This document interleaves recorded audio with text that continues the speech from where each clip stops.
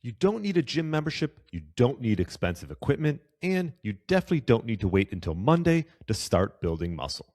Hey, I'm Brian Gryn, and today I'm giving you 5 bodyweight exercises that target your entire body: chest, back, legs, shoulders, core, all from your living room. And if you're just getting started or haven't exercised in a while, I've got beginner variations for each one.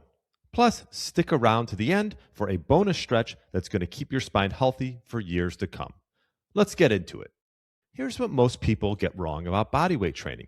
They think it's just for beginners or that you can't actually build real muscle without weights. The truth, your muscles don't know the difference between a dumbbell and your own body weight. They only know tension.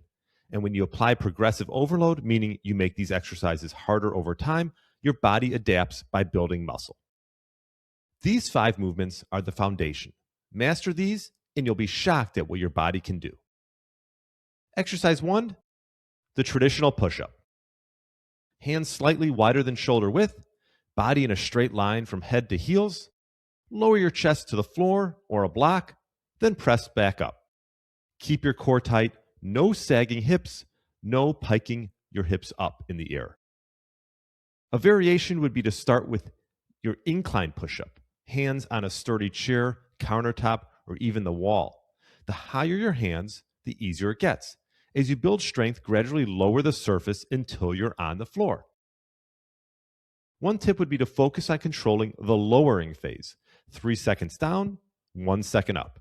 That time under tension is where the muscle building magic happens. Exercise 2, reverse snow angels. This movement, you're going to lie face down on the floor, tuck your chin in, arms at your sides with your palms facing down. Lift your chest and arms off the ground, squeezing your shoulder blades together. Now sweep your arms overhead in an arc like you're making a snow angel. Then bring them back to your sides. That would be 1 rep. Keep your arms off the floor the entire time. You'll feel this burning through your upper back and the back of your shoulders. Make sure to squeeze your entire posterior chain, especially your glutes, as you're doing this. A variation would be to skip the sweep. Just lift your chest, arms, and squeeze your shoulder blades together, holding for 2 seconds and lowering back down. Once that gets comfortable, add the sweeping motion in. Why I love this exercise? Because if you sit at a desk, drive a car, or look at your phone, so basically everyone, your back muscles are weak and overstretched. This exercise reverses that damage. It improves your posture, protects your shoulders, and balances out all that pushing that you're doing with other exercises. Number 3, the wall sit. Make sure you put your back flat up against the wall. Slide down until your thighs are parallel to the floor like you're sitting in an invisible chair. Knees at 90 degrees, directly over your ankles, and hold that position. Sounds simple? Give it 30 seconds and tell me how simple it feels. If you're just starting out with wall sits, you don't have to go as deep. Keep your thighs at a 45-degree angle instead of parallel. As your legs get stronger, slide down the wall a little further each week until you hit that full 90-degree hold. This is an isometric exercise that you're building strength without movement. It's joint-friendly, requires 0 coordination, and absolutely torches the quads. Perfect entry point for anyone who's been away from training or dealing with knee concerns. Once you can hold 60 seconds at parallel, you're ready for regular bodyweight squats and eventually single leg variations, or you can just continually increase the amount of time that you're doing the wall sit for. Exercise number 4 are pike push-ups. This movement, you're going to start in a downward dog position, hips high, forming an inverted V. Bend your elbows and lower your head toward the floor, between your hands. Press back up, and this shifts the load to your shoulders instead of your chest. A beginner variation would be to keep your feet wider apart and don't go as deep. You can also elevate your hands on a step to reduce the range of motion. The goal is finding a difficulty level where you can do 8 to 12 quality reps. So building your shoulders without weights can be tricky. So this pike push-up is definitely the ticket to that strong cap shoulder look. And the pike push-up will prepare you for handstand push-ups down the road if that's something you want to progress towards. Last exercise is plank.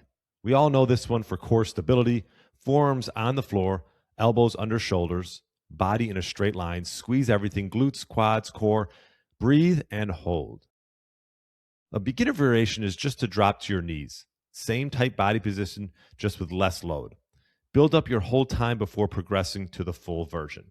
So, your core's primary job isn't movement, it's stability. That's why I love the core plank. It's the foundation that transfers power between your upper and lower body. A strong plank means a stronger everything else. Here's a bonus stretch that I love to do every morning before or after workouts: the cat-cow stretch. You'll get on all fours, hands under shoulders, knees under hips. For the cow, drop your belly toward the floor, lift your chest and tailbone, and look up. For the cat, round your spine toward the ceiling, tuck your chin, and draw your belly button in. Flow back and forth between the two. Why I love this? Well, your spine has 24 vertebrae. If they don't move, they lose their ability to move. Cat-cow takes your spine through flexion and extension, lubricates those joints, and keeps everything mobile. Do 10 reps at the end of every workout or first thing in the morning. Your body will thank you. So there you have it. 5 exercises, 1 bonus stretch, your entire body, 0 equipment required.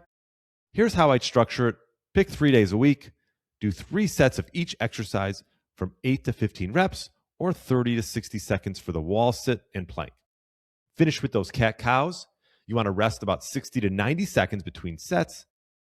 As it gets easier, increase your hold times, slow down the tempo, or progress to harder variations. Remember, consistency beats complexity every single time.